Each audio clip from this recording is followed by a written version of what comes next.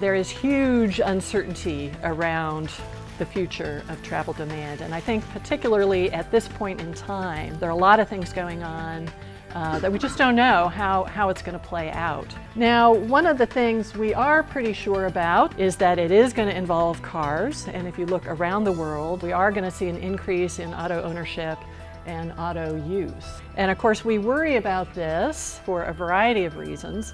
One, of course, is the energy that goes into fueling all this automobile use. We've also got to think about travel behavior and the choices that people are making, thinking about how can we get people to do something other than drive. You know, the first thing people thought when they first observed this flattening out of vehicle miles of travel was that something about the economy, right? We had that economic downturn, maybe not. For decades and decades, as the economy grew, our vehicle miles of travel grew. So, grand simplification of the travel choice process. Looking at what's going on today in transportation and thinking about what that means for the future of travel demand.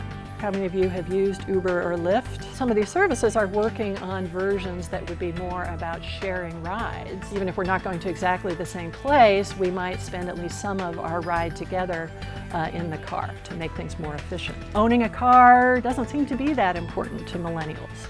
And then, of course, there's the autonomous vehicle. I'm not so sure about this. I mean, a lot of uncertainty about when exactly this is going to roll out. And then again, lots of uncertainty about kind of how it's going to roll out, what form it's going to take.